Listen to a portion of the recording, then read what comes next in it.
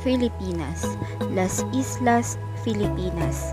Despite the existence of other names, Filipinas, Philippines was eventually adopted as the entire name of the archipelago. Philippines continues to explore and research in the field of science and pursuing to develop and improve our technology to embellish the life of people in the country as well as the environment. But could you imagine where that is even came from? Who invented these technologies that we are living in? How the indigenous people lived before?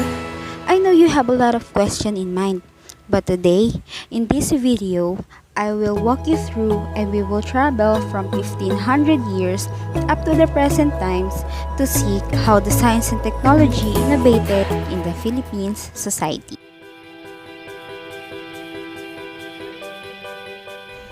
Early Filipinos already had their own culture and traditions before the coming the colonizers. Their own system and beliefs and indigenous knowledge helped them to thrive and survive their lives and communities for many years. The scientific knowledge of Filipino people before the pre-Spanish times were incorporated already into their way of life, such as in planting the crops, that provide them food, in taking care of animals to help their daily tasks, and their food production. Early and indigenous science were used by Filipinos in preparing the soil of agricultural purposes, interpreting movements of heavenly bodies to predict seasons, documenting the uses of medical plants. They were incorporated already into their way of life, such as in planting their crops, to provide them food, in taking care of animals, to help them in daily tasks, and their food production. Thank you. Technology is used by people in building houses, irrigations, and developing tools that they use in everyday life. They develop tools for planting, hunting, cooking, and fishing, for fighting their enemies during war of tribal conflicts, and for transportation, both on land and waterways. They also develop technologies in creating musical instruments. During Metal Age, artifacts were also found in different regions of the country, which signified that the early Filipino utilized these tools on their daily life. The sophisticated design of gold and silver jewelry, ceramic, and metal tools prove that their technological ideas helped in the development of different tools, and also trading with China, Indonesia, Japan, and other nearby countries influenced their lives by providing different opportunities for cultural and technological exchange. All these Asian practices in science and technology are considered now as indigenous science or folk science. When the Spaniards colonized the country, they brought with them their own culture and practices. They established school for boys and girls and introduced the concept of subject and disciplines. It was the beginning of formal science and technology in the country, known now as School of Science and Technology. Learning of science in school focuses on understanding different concepts related to the human body, plants, animals, and heavenly bodies. Technology focuses on using the developing house tools used in everyday life. Life during the Spanish era slowly became modernized, adapting some Western technology in their ways of life. The Filipinos developed ways to replicate the technology brought by Spaniards. Using indigenous materials, medicine, and advanced science were introduced in formal colleges and universities established by the Catholic orders. The Galilean trade has brought additional technology and development in the Philippines, although it is only beneficial for the Spaniard. These trades allowed other ideas, crops, tools, cultural practices, and technology, Western practices to reach the country. Some Filipino students who were able to study in Europe also contributed to the advancement of medicine, engineering, arts, music, and literature in the country. The Philippines is being one of the center of global trade in Southeast Asia. During that time, it was considered to be one of the most developed places in the region. Although the country is blessed with the developments, the superstitious belief of the people and Catholic doctrines practices during the Spanish era halted the growth of science in the country. the Americans have more influence in the development of science and technology. In the Philippines, compared to the Spaniards, they established the public education system and improved the engineering works and the health condition of the people.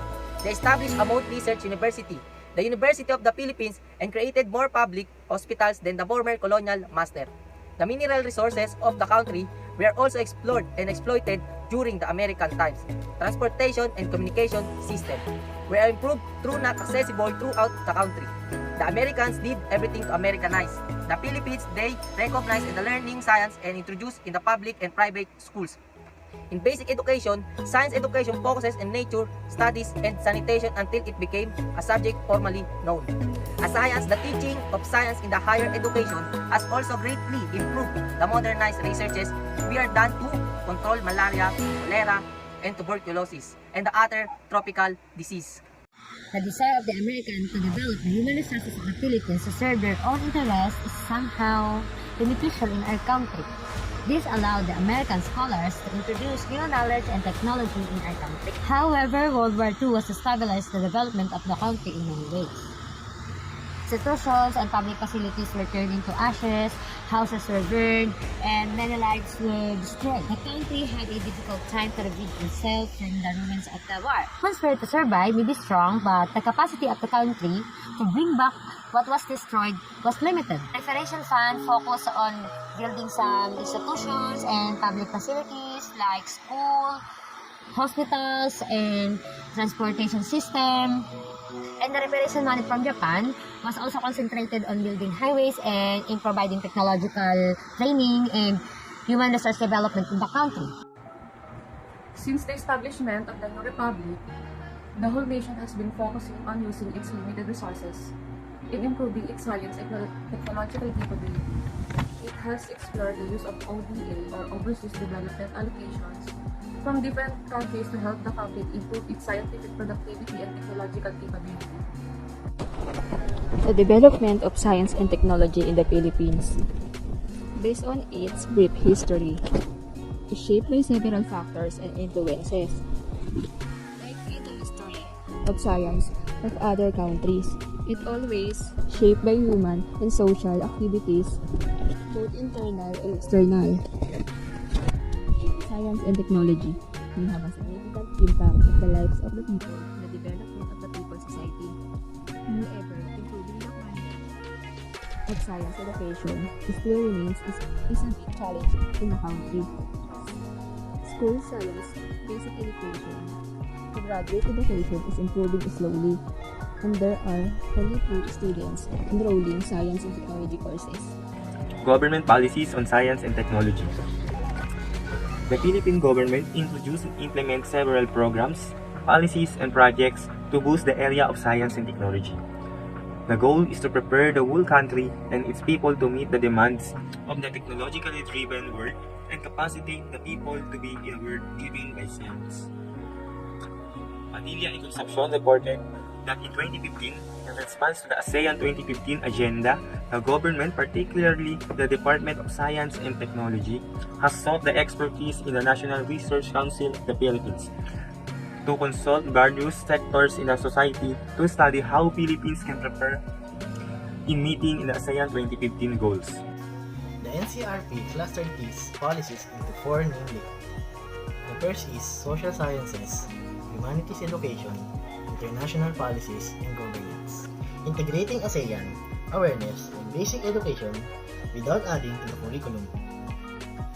Emphasizing teaching in the mother tongue. Developing school infrastructure and providing for ICT broadband and local food security. Physics, engineering, industrial research in earth and space science and mathematics. Emphasizes degrees and licenses and employment opportunities. Outright grants for peer monitoring. Review of RA 9184. And last is harnessing science and technology as an independent mover of development. Medical, chemical, and pharmaceutical sciences. Ensuring compliance of drug manufacturing firms with Asian harmonized standards by full implementation of the Food and Drug Administration. Creating an education council dedicated to standardization of pharmaceutical services and care. empowering food and drugs agencies to conduct evidence-based research as full of information, allocating 2% of the GDP to research, legislation, a law supporting human genome project. Now let's proceed to biological science, agriculture, and forestry. Protecting and conserving biodiversity by full implementation of existing laws. Use of biosafety and standard model by ASEAN countries. Indigenous knowledge system and indigenous people conservation. Of common food and safety stocks. So other existing programs supported by the Philippine government through the DOST. Some of these projects are the following. Providing funds for basic research and patents related to science and technology. The government funds basic and applied researches. Funding of these researches and projects are also from the Overseas Development Aid, or this is what we call ODA, from different countries. Providing scholarships for undergraduate and graduate studies of students in the field of science and technology. In 2015, Salama pointed out that the country needs to produce more doctoral graduates in the field of science and technology, and produce more research in these fields, including engineering.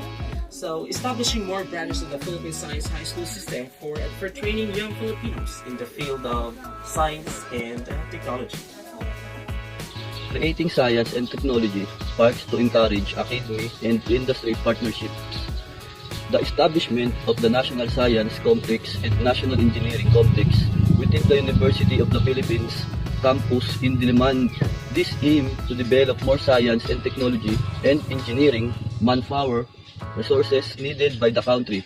They also aim to produce more researches in these fields. The Philippine American Academy of Science and Engineering identified several capacity building programs such as Establishment of the National Center of Excellence, manpower and institutional development program, such as the Engineering and Science Educational Program, to produce more PhD graduates in Philippine and engineering.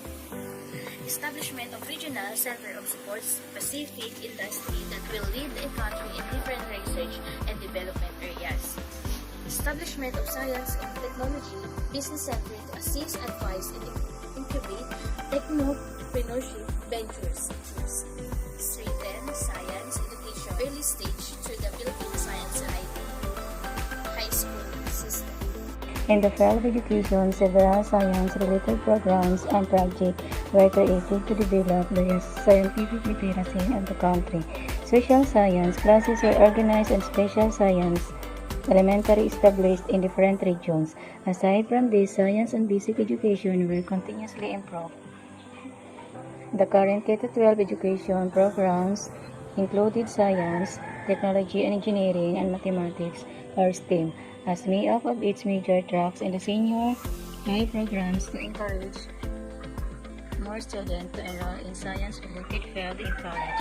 Lately, the Commission on Higher Education launched its Philippine California Advanced Research Institute, or PCAR, project to allow several higher education institutes in the Philippines and some based laboratories, research institute, and university to work on research and projects related to science, agriculture, engineering, health, and technology.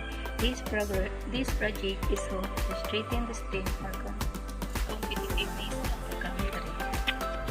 There are many other areas and fields that the country is looking forward to embark various research and projects. The following are some of them. Number 1, use of alternative and safe energy. Number 2, harnessing mineral resources. Number 3, finding cure for various diseases and illness. 4, climate change and global warming. Number 5, increase food product. Preservation of natural resources. Coping with natural disaster and calamities. 8, infrastructure development. The Philippine Congress has also created various laws related to science and technology. These laws serve as a legal framework for science and technology in the country. These laws vary according to different themes such as conservation, health-related technology building, and supporting basic research, among others. Some laws and policies are in line with international treaties such as the United Nations, United Nations Educational, Scientific and Cultural Organization or UNESCO, Association of Southeast Asian Nations or ASEAN, and other international agencies. As shown in the diagram, the development of policies in science and technology is shaped or influenced by several variables. Policies need to be realigned to national goals, consider international commitments based on legal frameworks, and respond to various social needs, issues, and problems. Science and technology policies ensure that the whole country and all people will experience the progress that science can bring. Policies are guides to direct all alerts to a goal of developing a scientifically advanced country. Science is filled with names of foreign scientists. We rarely hear Philippine scientists who are being discussed in science classes. Beijing identified 10 outstanding Philippine scientists who have made significant contributions to Philippine science. These scientists are also famous abroad, especially in different science disciplines: agriculture, mathematics, physics, medicine, marine science, chemistry, and biology. Number 1. Ramon Cabanos Barba for his outstanding research on tissue culture in the Philippines. Number 2. Josephine Francis for his works on satellite images. Number 3. Josepeha Cruz Jr., known internationally in the field of electrical engineering, was elected as officer of the famous Institute of the Philippines. Number 4. Lourdes Gansu, who is notable for her research on seasonal method. And number 5. Fabian Millar Dairit for his research on herbal medicine. Number 6 is Rafael Dineros Guerrero III for his research on tilapia culture. Number 7 is Enrique Macua Austria Jr. for inventing the meconium drugs testing. Number 8 is Lilian Formalejo Patina for doing research on plant biotechnology. Number 9 is Marijo Panganiban Ruiz for being outstanding educator and graph theorist. Number 10 is Gregory Ligot Pangonan for his research in the field on communication technology. And also, there are other outstanding Filipino scientists who are recognized here and abroad for their outstanding contributions in science. And here they are: Cesar Saluma, an international renowned physicist; Eduardo Gomez, famous scientist in marine science; William Padulina, chemistry and president of National Academy of Science and Technology; Angel Alcala, marine science. There are other scientists in the Philippines who were not identified in the field, yet the Philippines is taking more science and scientific research in the country. The University of the Philippines is one of the science partners of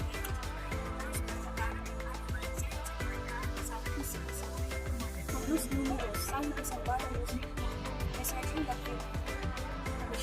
The University of the Philippines is also national centers of marine science, specialty related science. The University of the Philippines maintains as a center of excellence and has produced many research doctor, health professionals, and scientists in the area of medical and public health. The University of the Philippines also has established a national science and engineering complex to develop more research and produce more scientists and engineering in the country. The government must find a way to establish more research laboratories and research institutes. There is also a need to find ways on how they are researching, participating in the public. Many of these Filipino scientists are product of good school. It means they were taught and inspired by great teachers. Their interest in science start to manifest during this childhood year. Natural environment ignite their curiosity to learn more about natural and physical environment. School and laboratory they were studied and work after this. Many Filipino scientists, whether they are in the country or abroad, always excel in their jobs. Filipino spirit in their soul has never faded. They continue bringing honor to the country, make ordinary things in extraordinary ways. Always have par with other scientists, in spite of limited facilities we have here in the country. Filipinos, especially during the early times, tried to invent tools that will help them in everyday life. They also developed alternative ideas in explaining various phenomena and explaining the world around them. This system of knowledge, which is the foundation of indigenous science, indigenous knowledge system. Indigenous knowledge is embedded in the daily life experiences of young children as they grow up. They live also grow in a society where the members of the community prominently practice indigenous knowledge. Their parents and other older folks serve as their first teachers, and their first methods of teaching are very effective in transmitting cultural knowledge in their minds. Lessons they learn are intimately interwoven with their cultures and the environment. This lesson comprises of goods, values, and life stories of people on their daily life struggles.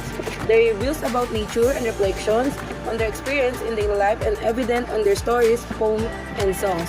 Predicting weather conditions and season using knowledge in observing animals' behavior and celestial bodies, using herbal medicine, preserving food, classifying plants and animals into families and groups based on cultural properties, preserving and selecting good seeds for planting, using indigenous technology in daily lives, building local irrigation, classifying different types of soil for planting based on cultural properties, producing wines and juices from tropical fruits, and keeping it to the custom of growing plants and vegetables.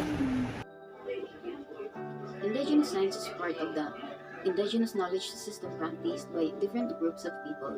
It includes complex areas of knowledge, expertise, practices, and representations that guide human societies in their innumerable interactions with the natural milieu, such as agriculture, medicine, naming and explaining natural phenomena, and strategies for coping with changing environments.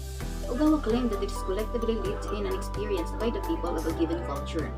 According to Kahete, indigenous science includes everything from metaphysics to philosophy. Lacarino in 2003 elaborated this idea by explaining that science is done by cultural practices of the people.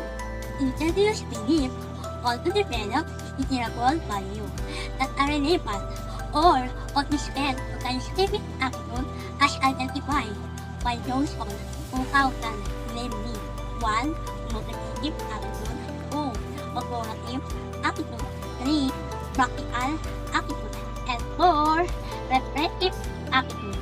This cultural belief, therefore, and good foundation for developing positive values towards learning and doing science and embracing science in a personal level.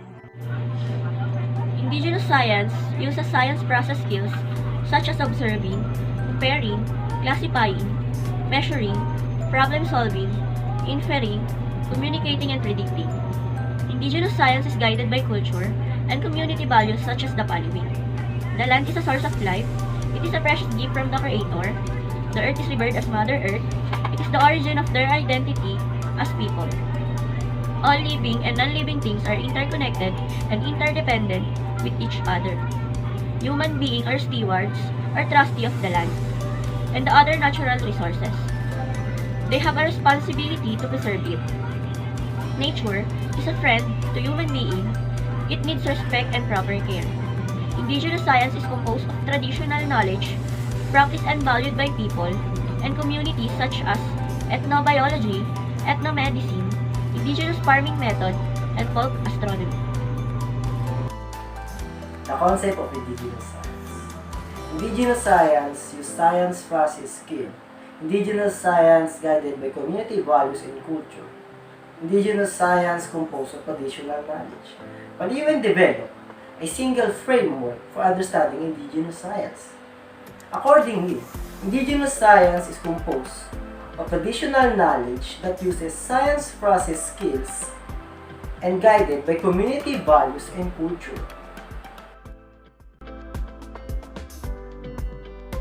Hello everyone, for watching. We hope you enjoy it. Once again, from BSBA HR2K, thank you, goodbye, and stay safe always.